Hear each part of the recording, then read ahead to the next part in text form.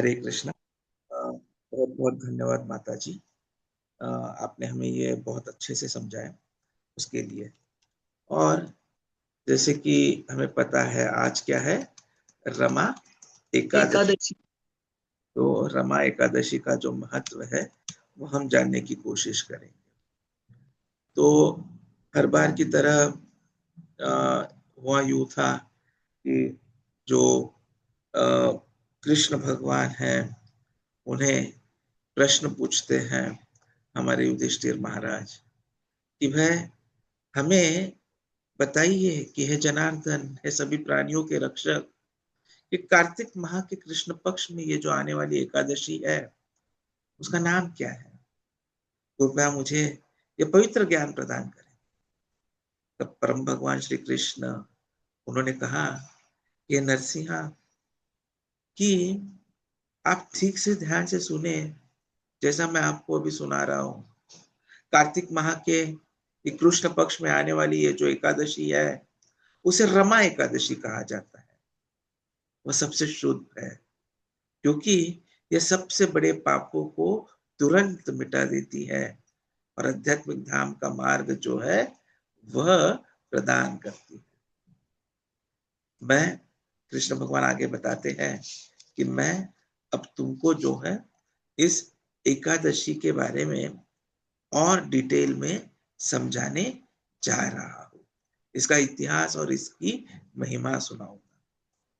तो एक समय मुचकुंद नाम के एक प्रसिद्ध राजा रहा करते थे, जो स्वर्ग के राजा भगवान इंद्र के साथ साथ यमराज, वरुण और राक्षस रावण के धर्मपरायण भाई विभीषण के भी मित्र थे। मुचकुंद हमेशा सच बोलते थे और लगातार कृष्ण की भक्ति करते थे। चूंकि वे धार्मिक सिद्धांतों के अनुसार शासन करते थे, इसलिए उनके राज्य में कोई अशांति नहीं थी। मुचकुंद की बेटी का नाम एक पवित्र नदी के नाम पर चंद्रभागा रखा गया था और राजा ने उसका विवाह चंद्रसेन के पुत्र शोभन से कर दिया। एक दिन शोभन एकादशी के शुभ दिन अपने ससुर के महल में गया। इस यात्रा ने शोभन की पत्नी चंद्रभागा को बहुत चिंतित कर दिया, क्योंकि वह जानती थी कि उसका पति शारीरिक रूप से बहुत कमजोर है और एक दिन के उपवास की तपस्या सहन करने में असमर्थ है। एकादशी से एक दिन पहले दशमी के दिन वह एक बड़ा ढोल बजाता है और घोषणा करता है, श्रीहरि के पवित्र दिन एकादशी पर किसी को भी भोजन नहीं करना चाहिए। जब शोभन ने ढोल की आवाज सुनी तो उसने अपनी पत्नी से कहा, हे सुंदरी, अब मुझे क्या करना चाहिए? कृपया मुझे बताएं कि मैं अपने जीवन को कैसे बचा सकता हूँ और आपके पिता की शक्ति का पालन कर सकता हूँ और साथ ही हमारे मेहमानों को संतुष्ट कर सकता हूँ।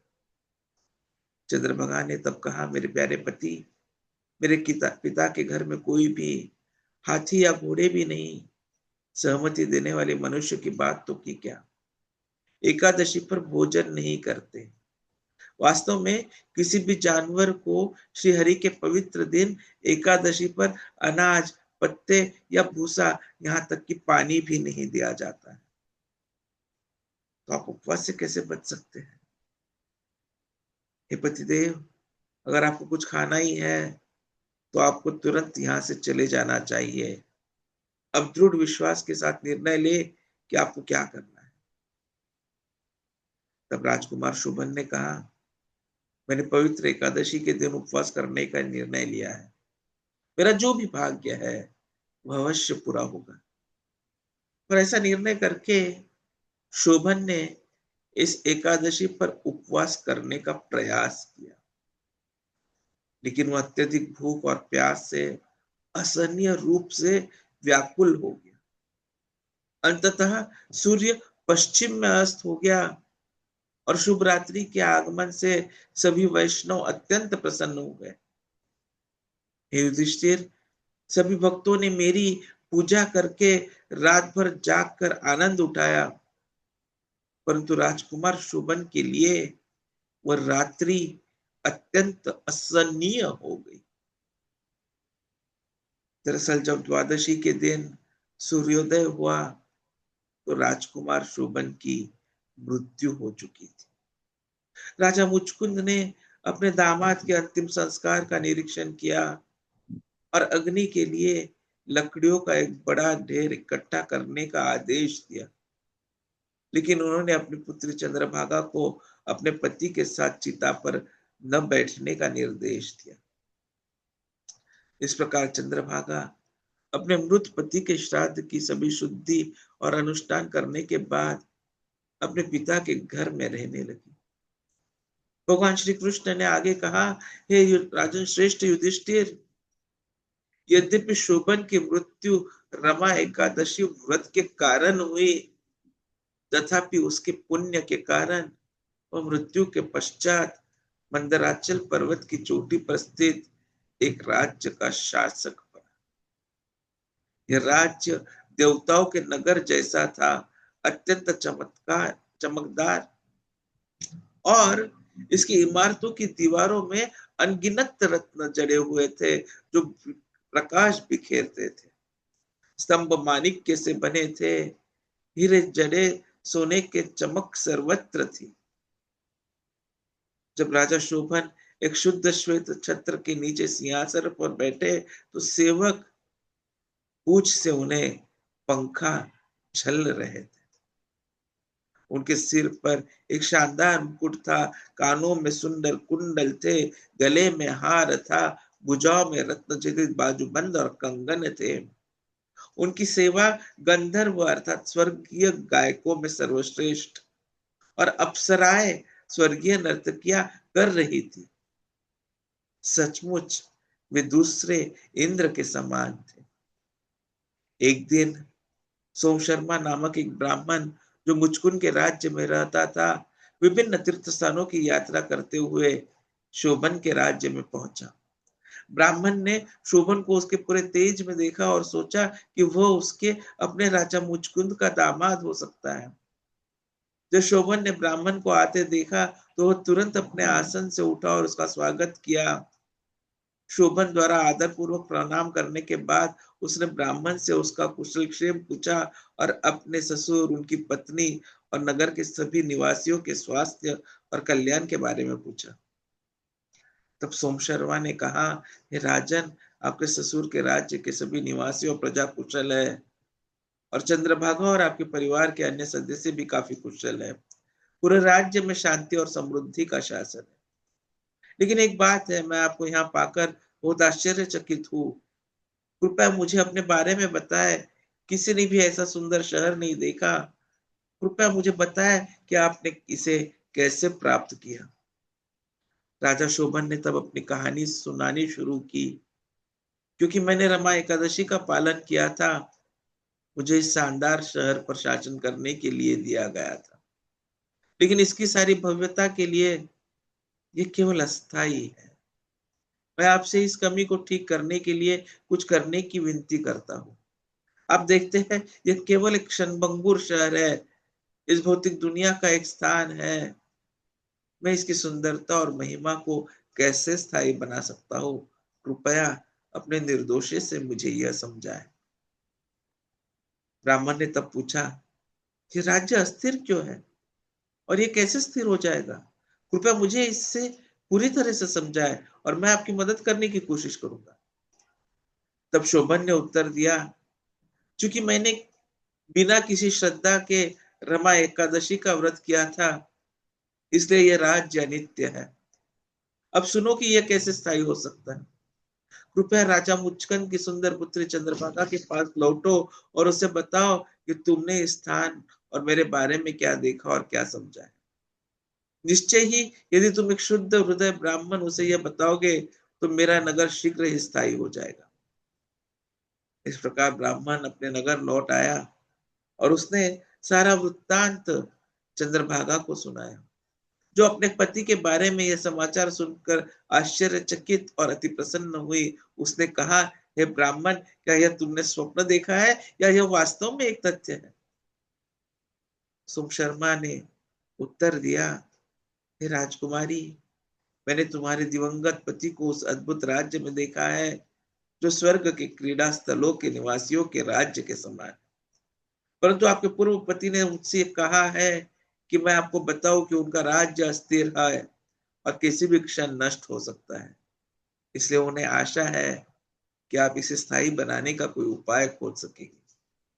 तब चंद्रभागा बोली, है ब्राह्मण ऋषिवर, कृपया मुझे तुरंत उस स्थान पर ले चले जहां मेरे पति निवास करते हैं, क्योंकि मैं उन्हें पुनः देखने की तीव्र इच्छा रखती हूँ। निश्चय ही मैं अपने जीवन भर प्रत्येक एकादशी का व्रत करके जो पुण्य अर्जित किया है, उससे उनके राज्य को स्थायी बना दूंगी। कृपया हमें शीघ्र पुनः मिला दीजिए।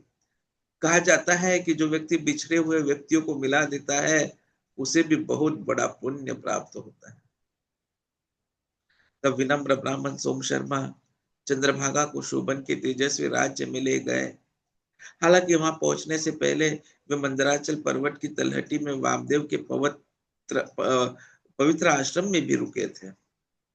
उनकी कहानी सुनकर वामदेव ने वेदों के मंत्रों का पाठ किया और अपने सामान्य अर्घ्य का पवित्र जल चंद्रभागा पर छिड़का। उस महान ऋषि ने अनुष्ठानों के प्रभाव से अनेक एकादशियों के व्रत से अर्जित पुण्य ने उसके शरीर को दिव्य बना दिया। आनंदित, विस्मय से चमकती आंखों वाली चंद्रभागा अपनी यात्रा पर आगे बढ़ी। जब शोभन ने अपनी पत्नी को मंदराचल पर्वत पर अपनी ओर आते देखा, तो आनंद से अभिभूत हो गया और अत्यंत प्रसन्नता और उल्लास में उसे पुकारा। उसके आने पर उन्होंने उसे अपनी बाई ओर बैठाया और उनसे कहा, हे परम प्रिय, कृपया सुनिए, क्योंकि मैं आपको कुछ ऐसा बताती हूँ जिससे आपको बहुत लाभ होगा। जब मैं 8 वर्ष का थी, तब से मैं प्रत्येक एकादशी पर नियमित रूप से पूर्ण विश्वास के साथ उपवास करती आ रही हूँ। यदि मैंने अपना सारा संचित पुण्य आपको दे दूं, तो आपका राज्य निश्चित रूप से स्थायी हो जाएगा और इसकी समृद्धि महाप्रलय आने तक बढ़ती ही रहेगी। तब श्री कृष्ण ने युधिष्ठिर को संबोधित करना शुरू रखा कि युधिष्ठिर, इस प्रकार चंद्रभागा, जो सुंदर रूप से बेहतरीन आभूषणों से सुसज्जित थी, जिसका शरीर अत्यंत दिव्य था, उसने अंततः अपने पति के साथ शांति और सुख का आनंद लिया। रमा एकादशी के प्रभाव से शोभन को मंदराचल पर्वत की चोटियों पर अपना राज्य मिला, जो उसकी सभी कामनाओं को पूर्ण करने वाला दिव्य कामधेनु दुधारू गाय के समान शाश्वत सुख प्रदान करने वाला था। हे राजन, मैंने तुम्हें कार्तिक मास के कृष्ण पक्ष में पड़ने वाली रमा एकादशी की महिमा इस प्रकार सुनाई। जब कोई भी प्रत्येक माह के शुक्ल पक्ष और कृष्ण पक्ष में पवित्र एकादशी का व्रत करता है, वह निस्संदेह ब्रह्म हत्या के पाप से मुक्त हो जाता है। व्यक्ति को माह के शुक्ल पक्ष कृष्ण पक्ष की एकादशियों में भेद नहीं करना चाहिए।